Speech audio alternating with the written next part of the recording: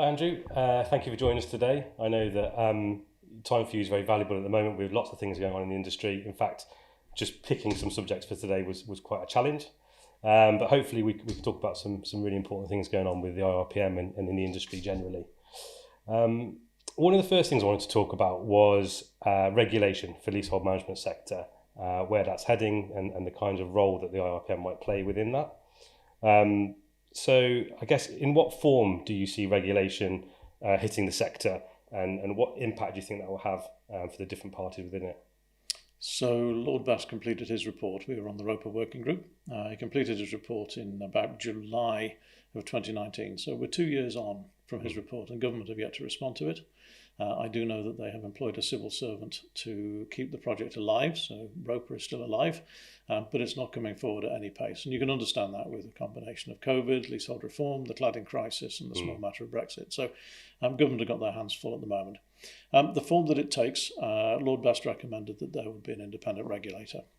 And the regulator would need a code of practice, and that the professionals that work in the sector, bearing in mind that this is sales, lettings and block management, would need to have a qualification, a professional qualification. The code of practice work is already underway, and indeed the block management code of practice will be coming out for consultation as a draft in the next few weeks as we speak. We're in the third week of July at the moment. Whether government moves to a full state regulator remains to be seen.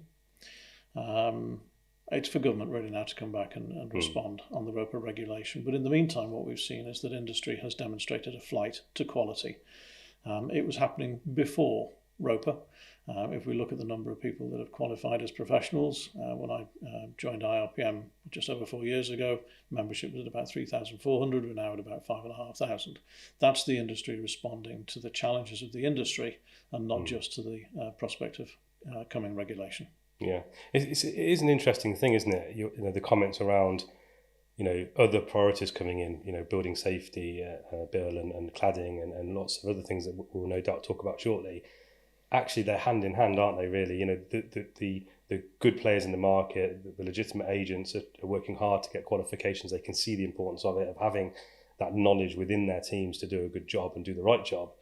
So actually, arguably, it is just as important as these other things that are muscling their way into the spotlight, I guess, because as we will talk about some of the things that have been undertaken, you want competent people that are well trained and that can give the right advice and do the right job for residents and our customers on the ground. I think that's right, and Lord Best picked up on the IRPM 4 elements. So if we wind the clock back to the previous generation, it was all about knowledge. It was about knowledge, about understanding the law, understanding how it all works. Lots and lots of good, strong technical competence, and that's great. That's the foundation of any property manager. But these days, in a consumer-oriented environment, it's very much about knowledge and skills and behaviours. It's about culture. And about 3 years ago, IRPM introduced the concept of the 4 elements. So it was all the technical competence that we ever had before. But now it also includes safety, it includes customer, and it includes ethics. So those are the 4 elements of an IRPM professional. And Lord Best adopted those. In fact, if you read his report, you can see that he lifted the IRPM 4 elements verbatim as his specification for tomorrow's professionals. Okay, great. And you spoke about the number of, or the increase in members or qualified members that are moving through their training and their journey with the updated modules that you guys have created, which look great. I've seen them myself.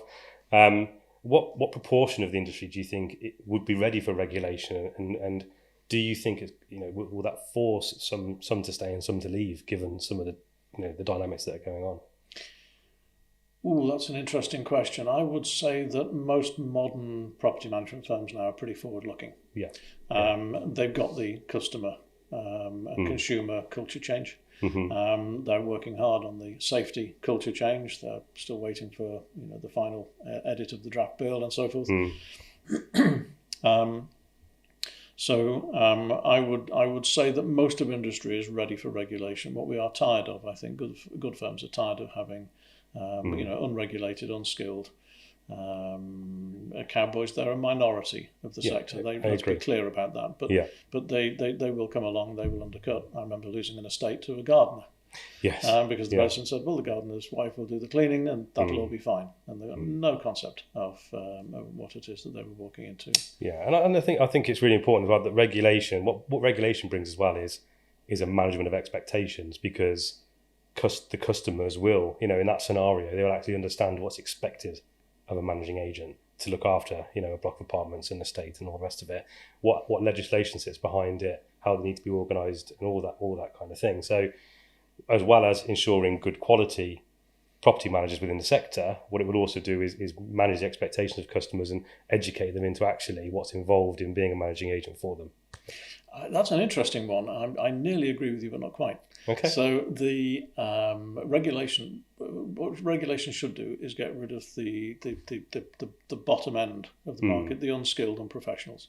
It creates a minimum standard of professionalism across the piece. Mm-hmm. And by definition, that starts to change everybody's business model for the better anyway.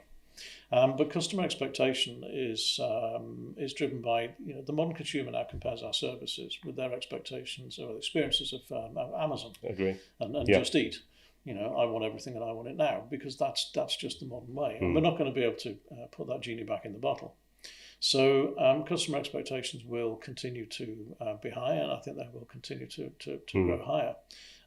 So I think it's a two-pronged approach. It is that regulatory approach to create safety and certainty, and that starts to put some trust back into the sector, and we need that. We need that badly. Yeah. But then I think beyond that, it's then going to the enlightened firms who really start to look at a customer-centric business. And it sounds ever so trite, because we used to talk about customer service as being, answer the phone within 3 rings and smile down the phone. And it's not. It's about really understanding how people want to be communicated with, and how sometimes they don't. They don't want to be communicated with. They want to be left in peace. It's a tricky thing. It is interesting because, the reality of it is, for a lot of customers, a lot of Centrix customers, they won't go out for a meal and talk about their managing agent to their friends. It's not a service in their life that particularly is noteworthy in lots of cases. Of course, for lots of people it is very important, but it becomes important when something might not go right, or when you actually need something. And that's when the touch points matter. That's when the ease of communication, the speed of getting things resolved comes into play. So I agree on that. One of the challenges of the customer expectation is that they don't necessarily understand what we do. Property managers are very good at solving problems in the background. In fact, one of our flaws is that we don't communicate enough about what it is that we do. Yeah. Now, residents don't want to be told that you've just done this safety check on a lift, or that the sky aerial has been fixed.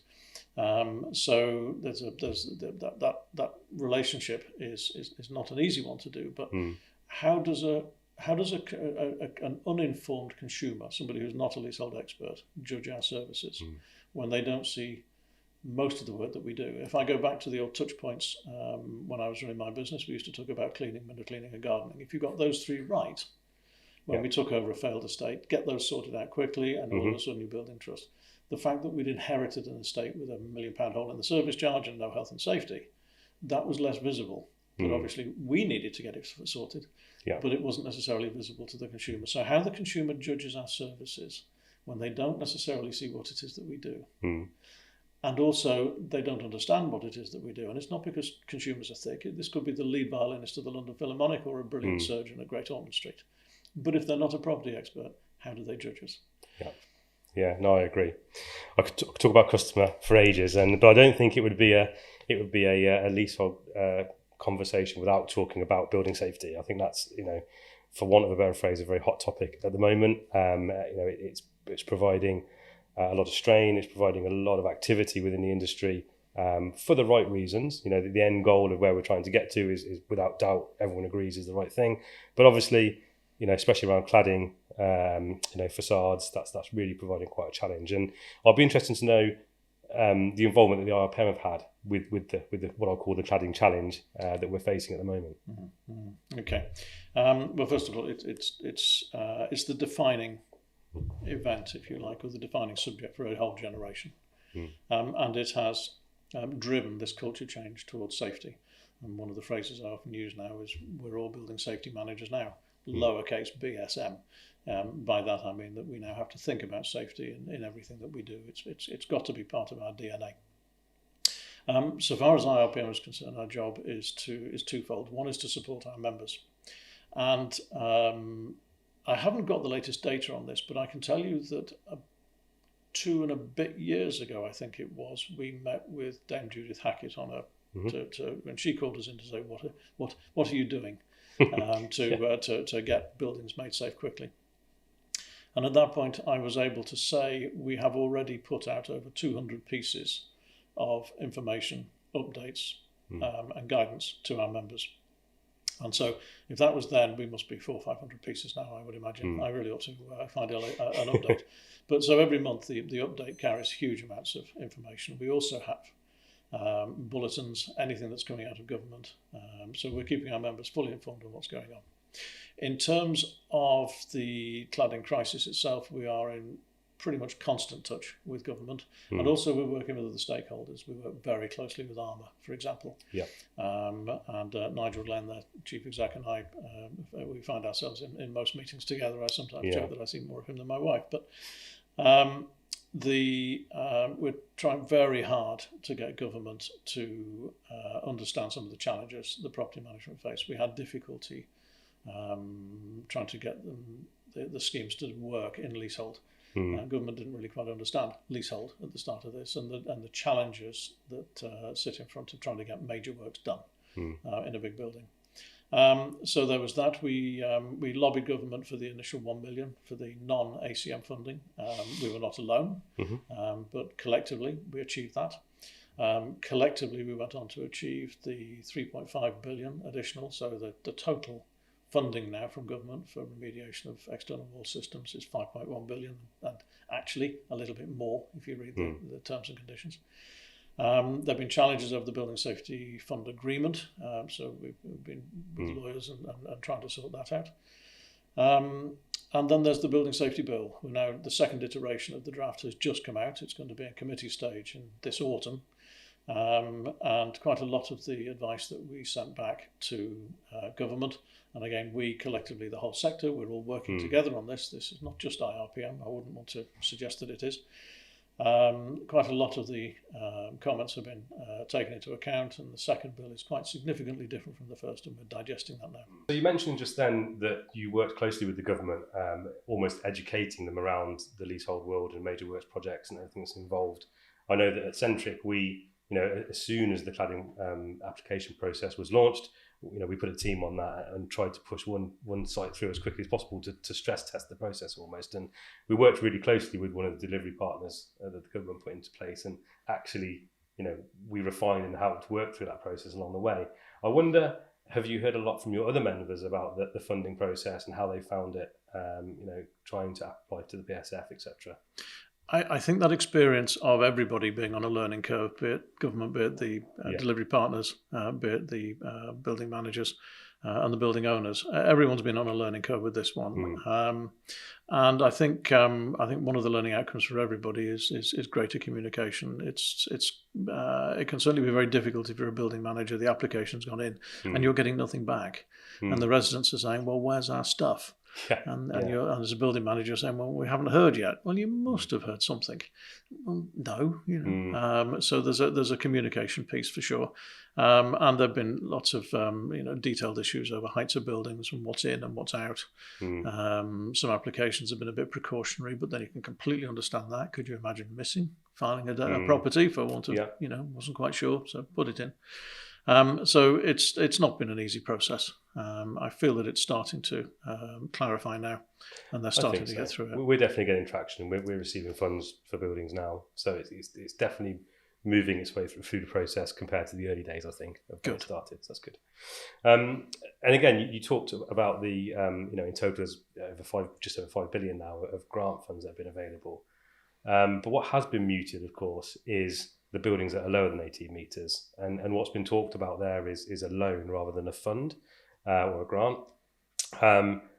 And I'll be interested, as you said, you talk a lot with Armour and other industry groups and probably leaseholder groups as well. Has there been any general feedback around that area? I presume it's fairly emotive, that subject at the moment. So we've got a bit of a problem with the sub 18 metre loan. it's very difficult to turn around to somebody under 18 metres and say, the building next door's got money, but you haven't, and it's because your building is shorter. Now, I appreciate that government have to try and limit the expense to the taxpayer. I get that. I'm a taxpayer. We all are. But it's crossing a moral Rubicon to say that just because you're under 18 metres, you shouldn't get funding. The 18-metre loan as well, we have had discussions with government where, go back to my old background as a chartered valuation surveyor, how does that work? Does it go onto the building or does it go onto the individual? Because it can't go onto the individual. And if it goes on the building, that doesn't actually work either for boring valuation reasons that I'll spare you from today. Yeah. So as it stands today, we know the government are working on it. And we wait to see what they come up with. But I think they are probably experiencing a bit of difficulty because it's not an easy loan to put into place. But irrespective of the practicalities of it, it just feels wrong that somebody under 18 metres has to pay when somebody above 18 metres does not. Yeah, it'd be certainly interesting to see how that evolves and what comes out of it. I could talk about building safety again, all the way through, but I think it'd be good to move on to, I think, something again that's been fairly fresh in terms of what we're talking about, and that's commonhold and leasehold. So we know that there have been changes proposed, very impactful changes for the industry and how things might operate moving forward. It'd be good to hear from IRPM, from yourself, what that impact may mean in the leasehold sector. Okay, so I'll just backtrack very slightly, actually, because you did ask a question about 2 questions ago, what feedback. The other piece of feedback that's coming from firms and members is just data. Data on the number of buildings, how badly they're affected, likely costs of remediation, and that data needs to keep flowing. So coming back to commonhold and leasehold reform, yes. Wow, okay. So commonhold's been around since 2002. Yeah. And I believe there are more books on commonhold than there are commonhold buildings. It has not taken off, and it's not taken off for a variety of reasons, which we can rehearse. So we've got 2 separate projects going at the moment. One is the commonhold reform, and there's a commonhold council, which we're on. The other one is leasehold reform, and the extinguishment of ground rents, the ability to enfranchise more easily. And in an interesting way, they're kind of competing, because if commonhold is delivered well, then that will become a popular tenure of choice. But if it's delivered well, then also the leasehold reforms need to be delivered well. And what would happen then is you'd end up with something which is nearly comparable. Both systems would have a limited company where the residents were in control of it and own their own freehold. And whilst leases would still exist, of course, at a peppercorn ground rent, you then start to take away the issue of leases being a wasting asset. It's not gone completely, but it's so what you end up with is a democratic process where the residents are in charge of their own affairs, and that brings with it challenges both for managing agents and for the residents themselves. For the managing agents, I think they will adapt to this pretty well. Managing agents are already managing many blocks that are RMC controlled, so you're back to the customer, and in a way it clarifies that line of command. You're working for the people that own the building. So that makes it simpler in that sense. It also makes it more hard work because you can get conflicting instructions, and then there is the issue over competence of the residents to manage their own affairs. And that could sound a bit toxic, but it's not. It's well-intentioned, and it is a genuine concern. I think I mentioned earlier the lead violinist of the London Philharmonic, or the brilliant surgeon down at Great Ormond Street, but they're not necessarily property professionals. And the new building safety bill is going to require for the tall buildings somebody in that resident management company, or indeed in the commonhold association, to take responsibility for the safety of the building and to certify the building to the building safety regulator. And that is that with the resident engagement strategy is a hefty responsibility. And if the building goes up in smoke, somebody's going to get interviewed under caution by the police and potentially go to jail. And when that's explained to the residents that that's what they're in charge of, then the difficulty that we already know exists of getting residents to stand forward as directors becomes ever more challenging. So I can see a huge challenge there, and we have made suggestions to government as to how they can manage that. But that leaves the managing agent as the guiding voice, the wise voice, hopefully making a good relationship with their RMCs or with the commonhold association, so that the two can work in partnership rather than in suspicion, and manage the building well. Yeah, I mean, I think I probably had a bit of a wry smile when you said, a lot of agents will be used to this with RMCs. I think, yes, to a certain extent. I think there are, even with RMCs, that agents that we have on our, as clients centric, we have really, really good functioning RMC boards. We have other developments that come through, from construction with RMC built into the leases, and the apathy or appetite for somebody to stand on an RMC board, to get 1, 2, 3 residents to be part of that, depending on the amendment arts and the rest of it, can sometimes be a challenge, and keeping them engaged and working with them. So there's that. So in a common hold scenario where there's actually, everybody has a voice, and you need to have a facility and a service operation model that allows that to work, I feel that actually a lot of agents will need to think about how they interact with the customers in that model. I think there'll be quite a big impact on that. There's it's rather like dancing, isn't it? Somebody has to take the lead. Yes, and in this case, it's the managing agent who has the expertise. But what they mustn't do is overreach their responsibilities or their PI. No. There comes a point where they need to manage the services that they provide. There's an opportunity here, I think, also to clarify the services, and we talked about that earlier. Yes. We referred to it earlier, which is that at the moment the businesses tend to run on an all-inclusive model. Mm-hmm. Now, if you have an all-inclusive holiday, you can understand that you're getting flight, bed, food, drink. That's fairly clear what you're getting. But the all-inclusive model in block management is less clear because, again, it's not necessarily clear what an agent does and what an agent does not do. So having resident control provides an opportunity, first of all, to clarify what an agent does and what an agent doesn't do, and those lines of responsibility. And then also to have a grown-up conversation about what services are required and what are not, what the residents can do themselves, and start to menu price. Now, it is not legitimate for me to start talking about pricing models because that becomes anti-competitive. I have to be a little careful what I say, but I think that there is an opportunity to look at, say, the Australian model, where you tend to have a pricing for a core service. And then if you want extra meetings or extra this or extra that, then they become transparent, chargeable extras. And I think, many managing agents, management agreements are structured in that way. There will be an appendix of included services, and then there'll be an appendix of additional services, and there should be the cost associated with that. But, there is a danger we get pulled into that kind of conversation. But I think, just going back to some of our early conversations, right at the top of this discussion around regulation. So we spoke about regulation of managing agents, regulation that IRPM will help facilitate and create that benchmark of what needs to happen in the common hold world. So does this now mean that suddenly, because the kind of client structure has changed, will common hold directors of that building require to be regulated in the same manner? So let's go back to ROPA, which stands for Regulation of Property Agents.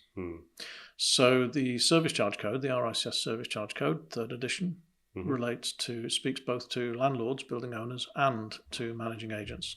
The ROPA Code does not. It is purely for the agents. So if you have a large PLC that owned 2 buildings, one of them it managed itself, and the other one was managed through an agent. The management of the building that's been managed by an agent, that will be regulated under ROPA. The management of the building that's where the landlord manages it would not be regulated. And that applies whether it's an RMC or a common hold association. They would not be regulated. And I think that's probably a gap in ROPA. It's something that we sat down and talked about with Lord Best at the start of that project. Lord Best went back to the civil service and said, look, we need to clarify this, and the instructions were clarified. ROPA is for agents. But that does leave a gap. Yeah.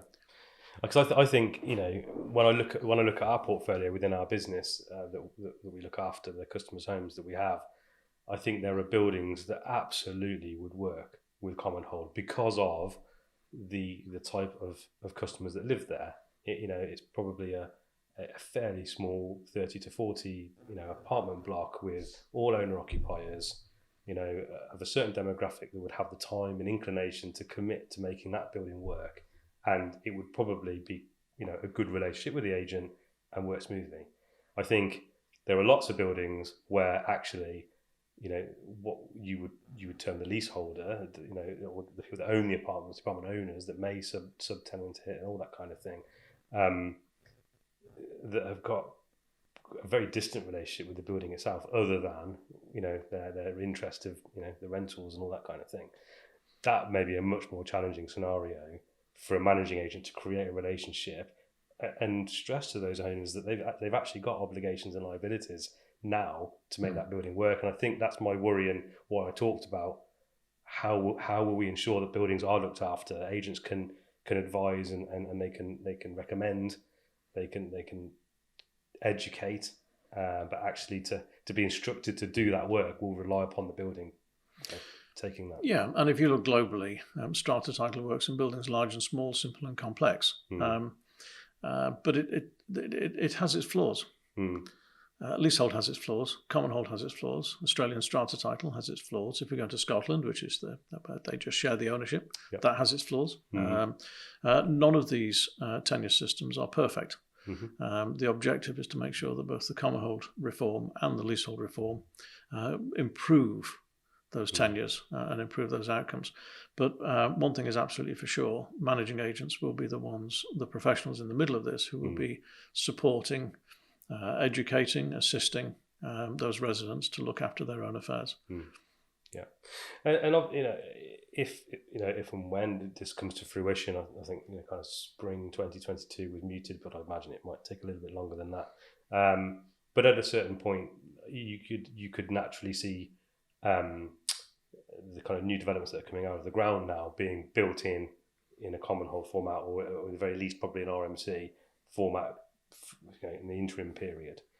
But then as it becomes established, if it becomes established or has to become established, there's going to be a swathe of existing leasehold properties within the market. Does the IRPM have any sort of feel around how, what the uptake would be to convert properties from leasehold to commonhold? Because it takes quite a lot of communal effort to do that. It can't just be one or two people that fancy making that change. So it's too early to say, because we don't know what the reformed commonhold will look like. And then we don't know what the reformed leasehold will look like. If commonhold came in and was rare and beautiful in every way, and leasehold reform didn't take place, then you could understand that there would be a more of a drive to switch.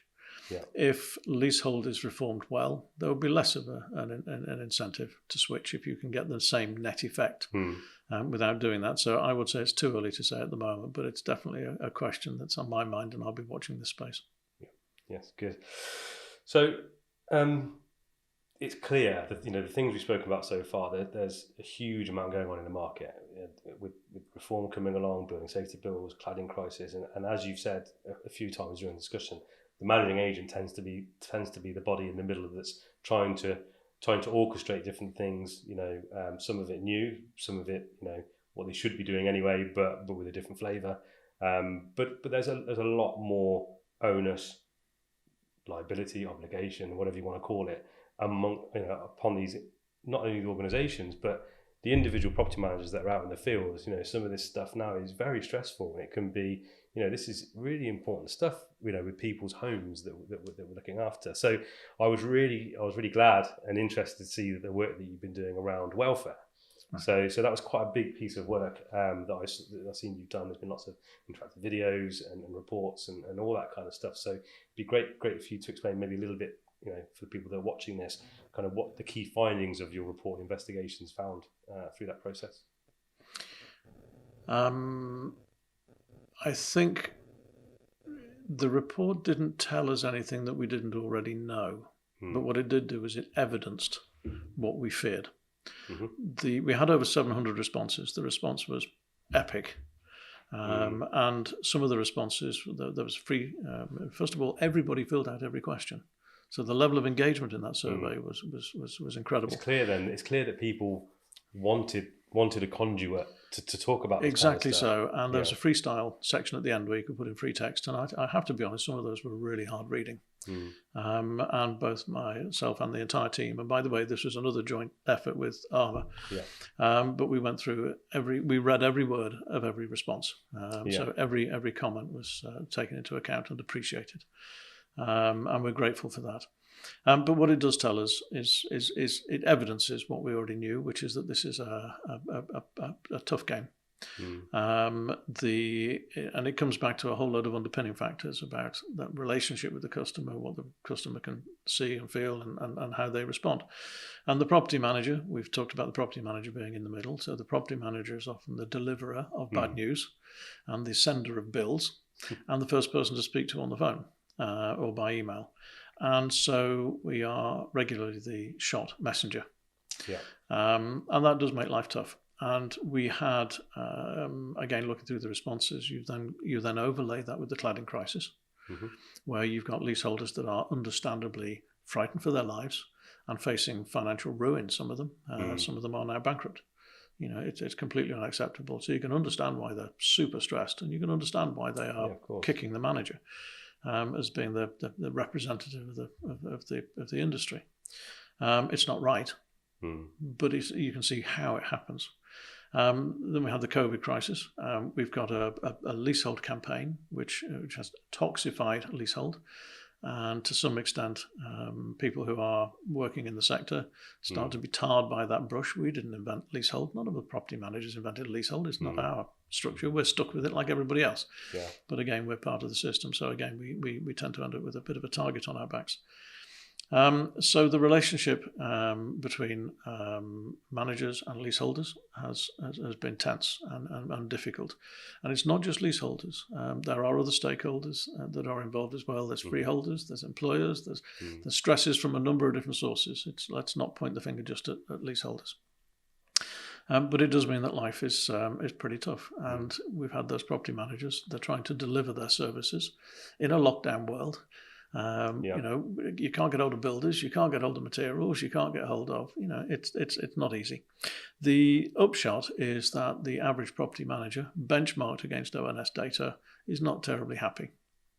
And that is a real concern for the industry, because if we don't support our managers, our frontline teams especially, but don't forget the bosses. Somebody has to hug the hugger.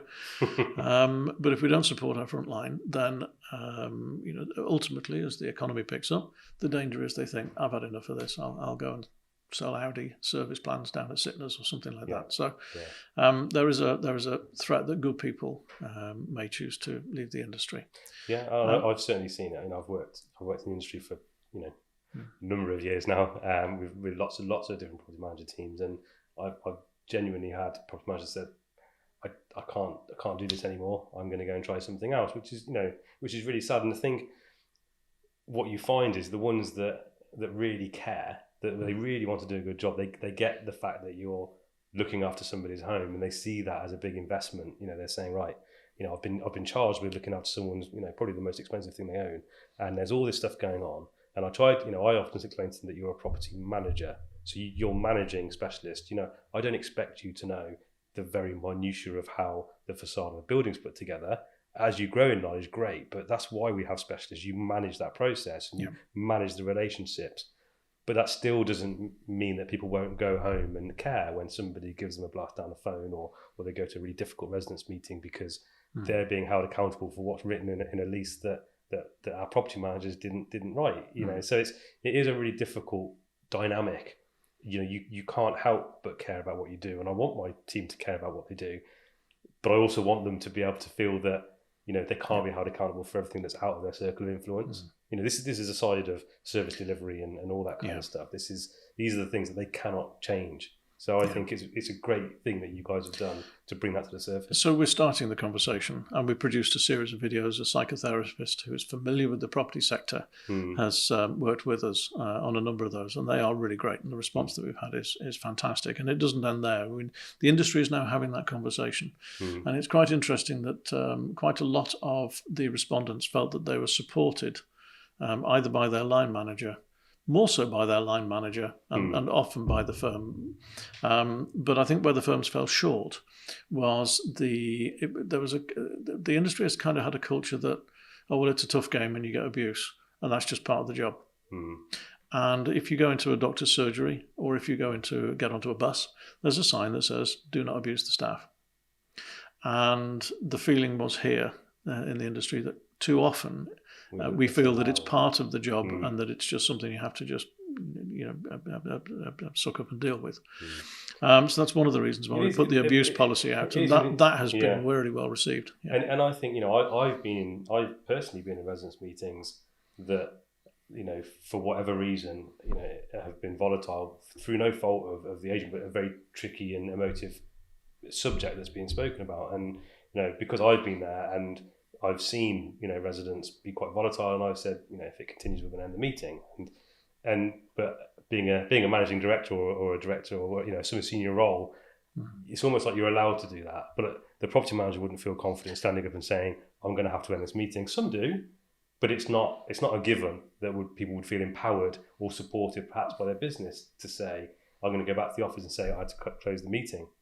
I would completely back that. No one deserves to be abused verbally or otherwise within a meeting. Yeah. But I don't think that's a given. That's an interesting one. First of all, yes, absolutely back him all the way. No staff should be put into, expected to just take abuse. So I agree with every word that you say. But also, this could sound a little bit arrogant. But I think if you and I, certainly me as a sort of a silver fox, a billion years in the industry, if I was in that situation, I could probably bring the meeting round. True. Because I'm. Because we've done it and seen it before. Yeah. When you've got people who have not been in the industry for years and years and years, and they don't, they've acquired their skills, they've acquired their knowledge, but they haven't quite got that the confidence to be able to just roll with it and absorb it and turn it. Then it can be difficult. You can end up having to close a meeting. So I understand why.